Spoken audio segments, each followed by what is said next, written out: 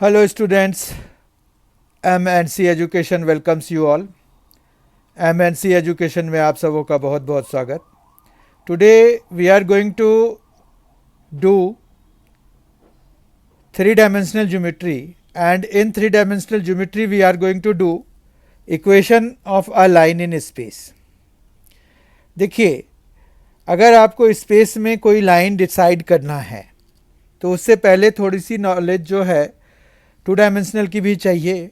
तो मान रखिए कि आपसे अगर किसी ने पूछा कि टू डायमेंशन में हमें कितने चीज़ों की ज़रूरत होगी जिससे कि एक जो लाइन है स्ट्रेट लाइन वो यूनिकली आइडेंटिफाई हो जाए, तो हमने देखा कि जितने भी फॉर्म हमारे पास स्ट्रेट लाइन के हैं इन टू डायमेंशन, तो उसमें जो है हमारे पास दो चीज़ों की ज़रूरत थी। या तो दो पॉइंट्स मिल जाएं, या एक पॉइंट और एक स्लोप मिल जाए, या एक पॉइंट और इंटरसेप्ट मिल जाए। आपने देखा हमेशा आपको दो चीज़ों की ज़रूरत होती है, ठीक है। लाइकवाइज अगर हम लाइन इन स्पेस की बात करें तो वहाँ पर भी हमें जो है दो ही चीज़ों की ज़रूरत है। एक पहला, जैसे equation of a line through a given point and parallel to a given vector B vector दिया हुआ है, ठीक है। इसको अगर हम समझें तो ये इस तरह से हम समझ सकते हैं कि मान रखिए कि आपके पास एक पॉइंट दिया हुआ है जिसको हम ए वेक्टर से, उसके पोजीशन वेक्टर को हम ए वेक्टर से रिप्रेजेंट करते हैं, और मान रखिए कि हमें जो ये लाइन दी हुई है वो किसी वेक्टर बी के पैरेलल है। तो हमारे पास इसकी जो इक्वेशन होगी वो R vector is equal to A vector जो कि पॉइंट वेक्टर है प्लस लेमडा बी वेक्टर से दिया जाएगा, ठीक है। मतलब यहाँ पर पैरेलल वेक्टर इधर आएगा और ये पॉइंट वेक्टर हो गया, ठीक है।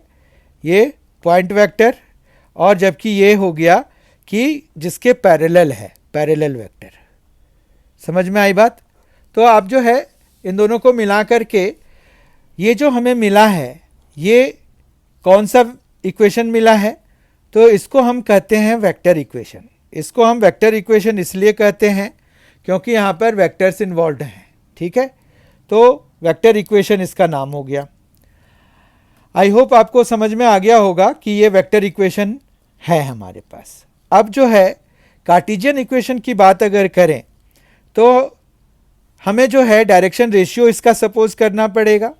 तो मान रखिए पहले तो आपका जो ए पॉइंट है वो xi x1i plus y1j plus z1k से डिनोट होता है या गिवन है उससे, ठीक है।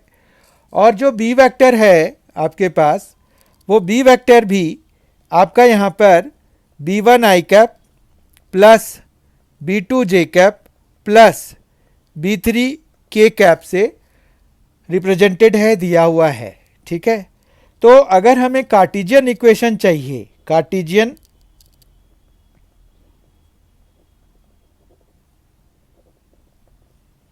Equation of the line in space अगर चाहिए, ठीक है, तो उसके लिए हमारे पास क्या आएगा, वो है x माइनस x1 बाय ए नहीं आएगा यहाँ पर, मतलब इसके डायरेक्शन रेशियोज आएंगे। तो b1 b2 b3 है तो यहाँ पर b1 आएगा, फिर y माइनस y1 और फिर यहाँ पर b2 आएगा जो कि इसका डायरेक्शन रेशियो है, और z माइनस z1, ये जो है पॉइंट के कोऑर्डिनेट्स देखिए x1 y1 z1 है, ये यहाँ पर आए हुए हैं, ठीक है। और इधर जो डिनोमिनेटर में है डायरेक्शन वेक्टर्स के डायरेक्शन रेशियोज आए हुए हैं, तो इस तरह से यहाँ पर b3 आ जाएगा। तो हमने equation of a line through a given point and parallel to a given vector देख लिया, ठीक है। अब हमारे पास और क्या मिल जाए जिससे कि हम equation of line in space पता कर सकते हैं। तो यहाँ पर जैसे हमें क्या था, पॉइंट और डायरेक्शन दिया हुआ था, उसी तरह से अगर खाली हमें दो पॉइंट्स भी मिल जाएं तो भी हम इक्वेशन ऑफ लाइन निकाल सकते हैं इन स्पेस, ठीक है। वो कैसे, तो देखते हैं। अगर आपको equation of line passing through two given points निकालने हैं, तो लेट अस सपोज कि आपको यहाँ पर P और यहाँ पर Q दिया हुआ है, और P पॉइंट जो है वो है x1 y1 z1 और Q पॉइंट है x2 y2 z2, ठीक है। तो आप अगर यहाँ पर ध्यान से देखिए तो ये क्या है कि ये P पॉइंट से पास कर रही है ये लाइन, और पी क्यू के पैरेलल है, ठीक है बात, पी क्यू के पैरेलल है, ठीक है, कोई दिक्कत नहीं है यहाँ पर। तो ये हमने इस्टेब्लिश कर लिया कि ये इस लाइन की इक्वेशन भी हम पिछले की तरह निकाल सकते हैं अगर हम ये एज्यूम कर लें कि ये जो है इस वेक्टर से पास कर रही है इस पॉइंट से और पी क्यू के पैरेलल है, तब भी बात बन जाएगी। हम फिर वही equation of a line through a given point and parallel to a given vector निकाल सकते हैं, जो अभी हमने किया है जस्ट। तो इस तरह से अगर हम इसको फिर से यही मान लें कि ए वेक्टर से इसका पोजीशन वेक्टर रिप्रेजेंटेड हो गया और ये पी क्यू वेक्टर है, तो पी क्यू वेक्टर को निकाल लेते हैं हम। पी क्यू वेक्टर हमारा आ जाएगा x2 minus x1 i cap plus y2 minus y1 j cap plus z2 minus z1 के कैप, ठीक है। तो ये वेक्टर हमारा पी क्यू वेक्टर आ गया, और ए वेक्टर हमारा x1 i cap plus y1 j cap plus z1 के कैप से गिवन होगा। तो इस तरह से अगर हमें इक्वेशन निकालना है इस लाइन का 2 पॉइंट फॉर्म में, तो वो हो जाएगा R vector. Remember, R vector जो होता है वो वेक्टर इक्वेशन का वेरिएबल का काम करता है। जैसे हमें कार्टेशियन फॉर्म में एक्स वाई और जेड होते हैं, उसी तरह से वेक्टर इक्वेशन में आर वेक्टर वही काम कर रहा होता है, ठीक है। तो यहाँ पर x1 i cap plus y1 j cap plus z1 के कैप, ठीक है, जो कि हमने पॉइंट को पोजीशन वेक्टर में कन्वर्ट करके ले सकते हैं, गेट कर सकते हैं, प्राप्त कर सकते हैं, प्लस लेमडा इनटू ये पूरा पी क्यू वेक्टर, ठीक है। तो पी क्यू वेक्टर आ जाएगा। समझ में आ गई बात? तो आपको r vector plus r vector is equal to A vector, आप अगर इसको सपोज कर लेते हैं a vector plus lambda p q vector, या फिर हम इसको दूसरे फॉर्मेट में भी लिख सकते हैं कि R vector is equal to O P vector, क्योंकि हमने पोजीशन वेक्टर ऑफ पी ही माना है वो पॉइंट, ठीक है, और लेमडा फिर साथ में पी क्यू वेक्टर। तो ये हमारा 2 पॉइंट फॉर्म हो गया। अब कार्टेशियन फॉर्म की बात करें तो ये तो वेक्टर इक्वेशन हो गए ना, ये वेक्टर इक्वेशन है, कोई दिक्कत नहीं है। अब अगर हमें कार्टेशियन इक्वेशन चाहिए तो उसके लिए हमें क्या करना पड़ेगा,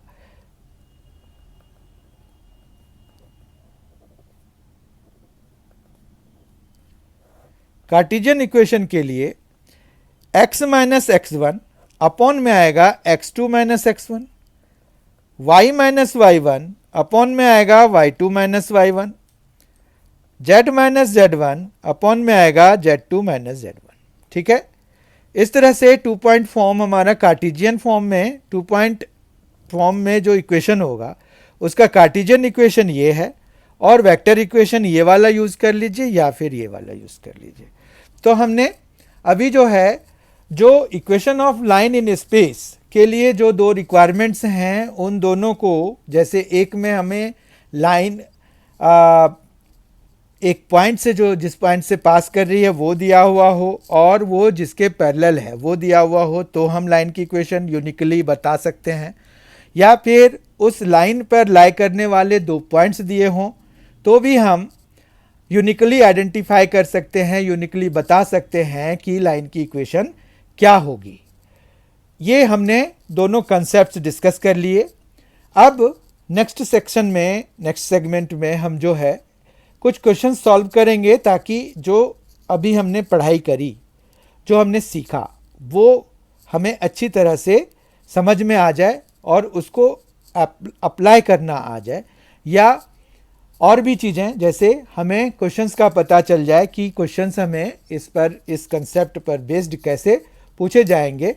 तो उसके लिए आइए अब कुछ क्वेश्चंस को हम सॉल्व करते हैं. Let us see first question of today. It is find the vector and Cartesian equation of the line through the point 5 2 minus 4 and which is parallel to vector 3i cap plus 2j cap minus 8k cap. तो मतलब हमें क्या दिया हुआ है यहाँ पर हमें दिया हुआ है a वेक्टर जो कि है 5i plus 2j minus 4k. कैसे बना? 5 2 माइनस 4 से. ठीक है. B vector 3i cap plus 2j cap minus 8k cap से बना. इक्वेशन जो है अब हम सीधा सीधा लिख सकते हैं. आर वेक्टर जो कि वेरिएबल होता है, a vector plus lambda B vector, that is are vector is equal to 5i cap plus 2j cap minus 4k cap plus lambda 3i cap plus 2j cap minus 8k cap. ठीक है. तो ये vector equation हो गया हमारे पास. अब Cartesian equation लिखना है हमें. तो also required Cartesian equation is x minus x1. Now x1 is 5 here upon b1 is 3 here is equal to y minus 2 upon 2 will be there and z plus 4. It is actually minus 4 which will become plus 4 upon minus 8 will be there. This is the required Cartesian equation of the required line जिनके की हमें question में पूछे गए हैं. ठीक है. Question number 2 देखते हैं. Find the vector and the cartesian equation of the line through the points. अब इसमें आपको पता चल गया होगा कि हमें 2 पॉइंट फॉर्म लगाना है. तो हमें जो है इसके लिए यहाँ पर देखिए, अगर हम इसको ए वेक्टर सपोज कर लें तो हम इसको minus I cap plus 2k cap लिख पाएंगे, जबकि इस वाले पॉइंट के लिए बी वेक्टर अगर हम इसको सपोज कर लें तो it will be 3i cap 4j cap 6k cap. ठीक है. तो रिक्वायर्ड वेक्टर इक्वेशन पहले लिख लेते हैं. तो required vector equation of the line क्या हो जाएगा? R vector is equal to A vector plus lambda B vector minus A vector. That is are vector is equal to minus I cap plus 2k cap plus lambda into, यहाँ पर इनको minus कराना पड़ेगा तो 3i cap minus minus plus हो जाएगा तो 4i cap हो जाएगा यहाँ पर. ठीक है. फिर 4j कैप, यहाँ j है नहीं तो 4j कैप ही रहेगा. 6k cap minus 2k cap 4k cap आ जाएगा. तो ये क्या आ गया? ये vector form of the required line या जो गिवन लाइन है उसका वेक्टर इक्वेशन हो गया. ठीक है. अब Cartesian equation, also Cartesian equation is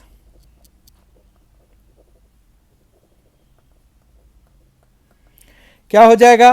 Cartesian equation हो जाएगा x माइनस x1. तो ये माइनस माइनस प्लस हो जाएगा. x1 इज माइनस 1 देयर, तो माइनस फिर माइनस 1 तो प्लस 1 हो जाएगा. अपॉन में तो यहीं से ले लेते हैं, ये 4 हो गया equal to y minus 0.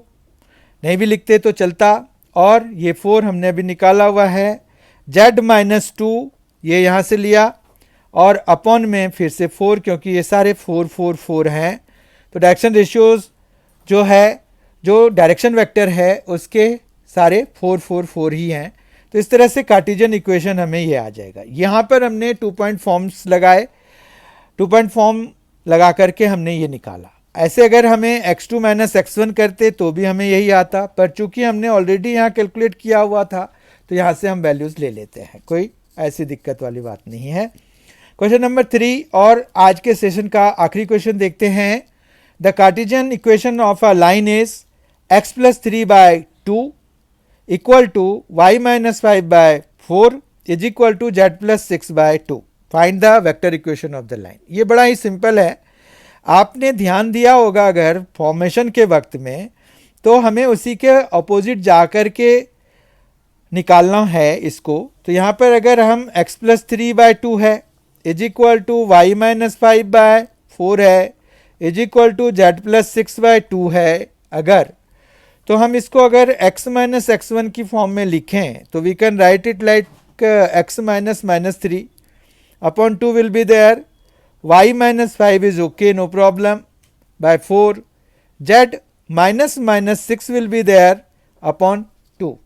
Now we have got the points, वो है -3, 5 and -6, जबकि हमारे direction ratios of the direction vector ये यहाँ से आएगा 2, 4 और 2 से, ठीक है। तो इस तरह से हमारे पास रिक्वायर्ड वेक्टर इक्वेशन हो जाएगा।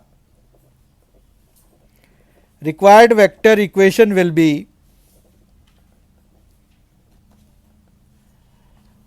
r vector is equal to a vector, यहां से निकाल लेंगे तो ये आ जाएगा -3i cap plus 5j cap minus 6k cap, ठीक है।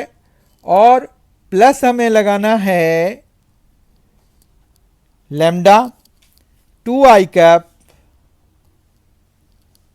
Plus 4j cap plus 2k cap, ठीक है। इस तरह से आपको ये कार्टेशियन इक्वेशन से वेक्टर इक्वेशन कैसे ऑब्टेन करते हैं ये हमें अभी पता चल गया। तो आज हमने बेसिकली लाइन के दोनों फॉर्म्स देखे, यही 2 फॉर्म्स ही हमें करने हैं। एक तो हमने पॉइंट और डायरेक्शन फॉर्म देखा और दूसरा 2 पॉइंट फॉर्म देखा। तो लाइन के जो दोनों फॉर्म्स थे वो हमने कवर कर लिए आज के इस सेशन में। नेक्स्ट सेशन में हम एंगल बिटवीन 2 लाइंस देखेंगे in space. Angle between 2 lines in space वो कैसे निकालते हैं।